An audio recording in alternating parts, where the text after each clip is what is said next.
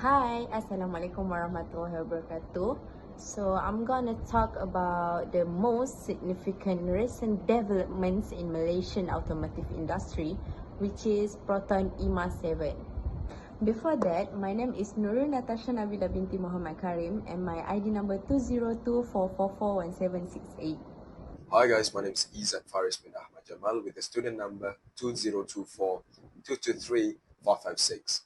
Before we diving into the car itself, let's briefly take a look at the company behind it. PROTON is Malaysia's national car manufacturer. It was founded back in 1983 by Prime Minister Mahathir Mohamad with the goals of industrializing the country. Its first car, the iconic, which is PROTON Saga, was launched just 2 years later in 1985. What happened?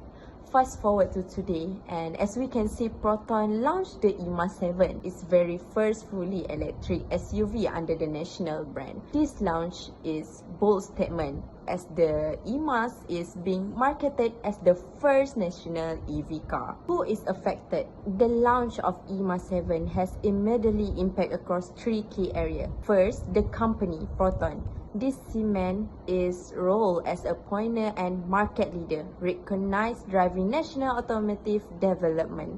Second, the entire Malaysia automotive industry. The sector is now accelerating its shift toward electronic vehicle, focusing on local EV production and infrastructure. Why is it significant now? The significance of this launch is already clear. The E.MAS 7 immediately became the best-selling EV model in Malaysia after its launch. This confirmed a strong mass market demand for a high-value, local-supported electric vehicle. This car is not just entering the market, it is positioned to directly challenge key competitors like the BYD Atto 3 and the Cherry Armada E5.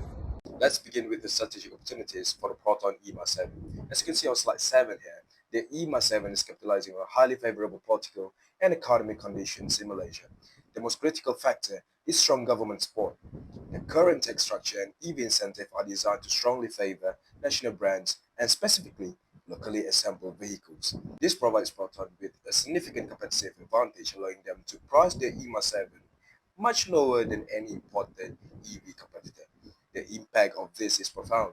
The E.MAS 7 provides unprecedented value to middle-class Malaysian consumers, effectively unlocking the mass EV market for the first time. Let's look at the immediate short-term impacts. The positive consequences were instant. PROTON immediately achieved the number one EV sales volume and market share in Malaysia.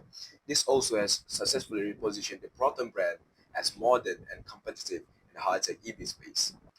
However, this success creates two negative consequences. The first one, it forces competitors to urgent price wars. And second, these high initial sales are putting immediate stress on Proton's after-sales service network and their spare parts supply chain. Therefore, the most critical short-term strategy is to focus on rapidly expanding and training the Pronet service network. This is essential to manage the immediate quality and reliability concerns that have already been mentioned in the reviews. Now looking at the long-term impacts on slide 9 here. On the positive side, the E.MAS 7 success validates the start of EV market, which helps attract new investment in the public charging infrastructure. Furthermore, there is significant potential for this car to be exported, giving Proton a new stream of regional revenue. The primary long-term risk will be a failure to address those initial quality concerns, especially around software stability and reliability.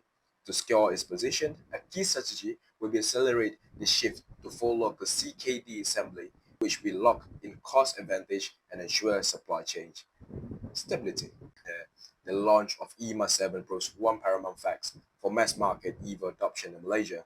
Affordability and value, driven by local incentive, are the most important factors. So is Proton positioned well? Yes, it is, but the challenge is now shifting. Proton must meet rising customer expectation for modern high-tech vehicles. Its future success will depend on transforming from just a sales leader into a service and quality leader with a strong focus on the software reliability and long-term battery support. Let's conclude our analysis. I thank you now for your attention.